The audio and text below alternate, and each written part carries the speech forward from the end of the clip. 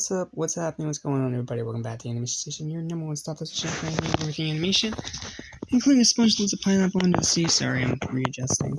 Welcome back to our Season 4 reviews. Welcome to Patrick's Smartpants, one of my favorite episodes of the season. So in this episode, Patrick goes off a cliff, and SpongeBob supposedly puts his head back on after he falls, only to find out that somehow it has changed Patrick, and now Patrick is sophisticated and snobbish. So he and SpongeBob grow apart, and then Patrick, still feeling a sense of longing despite all his knowledge, tries to figure out what went wrong and wants SpongeBob back, no matter what it takes. This is a really sweet episode, because yes, Patrick does add like a bit of a snob through most of it, but it also kind of makes a lot of sense, because when you find out what he was given at the end of the episode, which I'm not going to spoil because the ending is great, it makes a lot of sense about why he acts so sophisticated and snobbish. What are my highlights for this episode? I have 4 of them. The first one is the moment when Patrick first starts acting smart, out of nowhere, just like, look at that, these graceful, stoic creatures of the deep. Like, it's not a funny moment per se, but it's a really interesting moment, because it's something you would never expect Patrick to say, not to mention Bill Figuerbach. He deserves an Emmy for his voice acting here. The way he makes Patrick sound so more deeper toned and sophisticated, it's really good, not to mention it sounds so much different from Patrick's normal voice. It's so good. And then the second highlight is the little joke with Plankton, where he's like, just studying this amazing subspecies. I'll show you subspecies! That one's pretty good. And then the third one... Oh, shoot, what was it? I'm sorry, my memory is bad. Oh, it's that joke.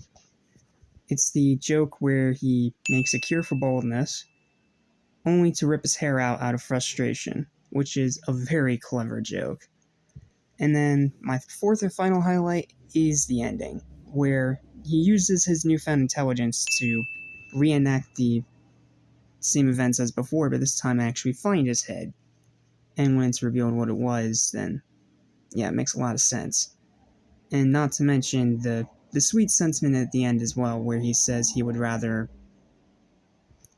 give up all the intelligence of the world just to be SpongeBob's best friend. Like, it's such a sweet moment, it's such a sweet episode, and it's one that makes me smile, not to mention the whole scene in Squidward's house is hilarious. So, for that, this episode gets one of the highest ratings of the season with a 9 out of 10. It is a great episode, it is a fantastic Patrick episode, and it's easily a highlight of Season 4. I know there's some people that don't like it, but me personally, I love this episode. I always have loved this episode. I'm probably always going to love this episode. It's just a great example of how you can take a character, flip them around, and do something completely unique and interesting. Even though they'd go on to recycle it a million times, but that's besides the point. Point is, this is an awesome episode. You need to watch it if you haven't already. Okay, let's dive headfirst off a cliff, because now we gotta talk about SpongeBob Tentacle Pants. Get your puke bags ready.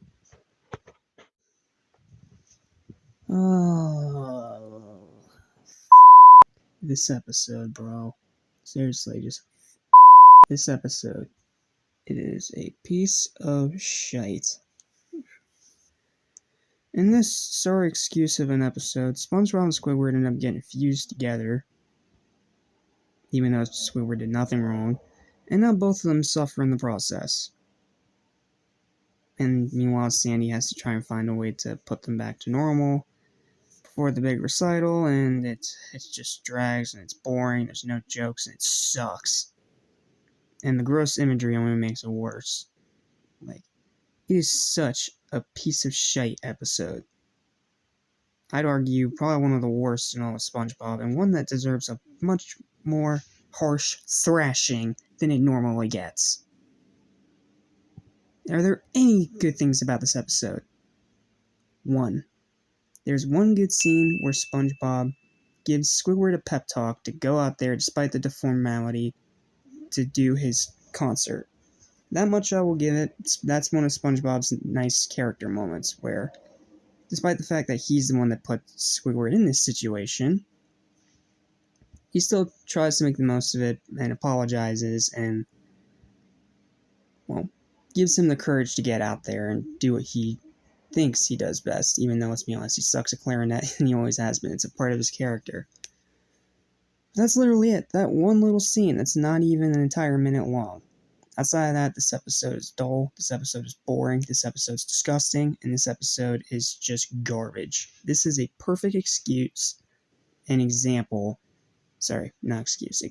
a perfect example of how to do dark humor so wrong, because in this episode it's just disturbing imagery for the sake of disturbing imagery with no context whatsoever.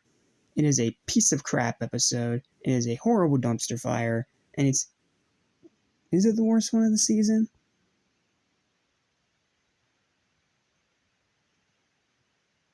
Yeah, it's the worst one of the season, and it's the only one that I will go so far as to call outright trash.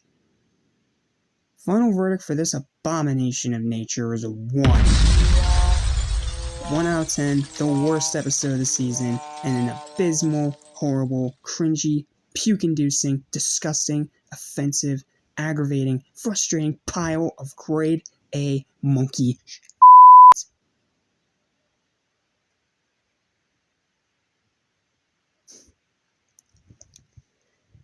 Thankfully, though, it's the only trash episode. There's only 2 more bad ones, and then the rest are okay to great, so we're about through the worst of it, so thank you guys for watching. Remember to like, share, and subscribe. Let me know your thoughts and opinions on these episodes in the comments down below. And I'll see you tomorrow for a much better review with the 1-2 punch of awesomeness of Mrs. Puff You're Fired and Krusty Towers. Finally. Until then, have a sponge-tastic day, and I'll see you next time. Peace.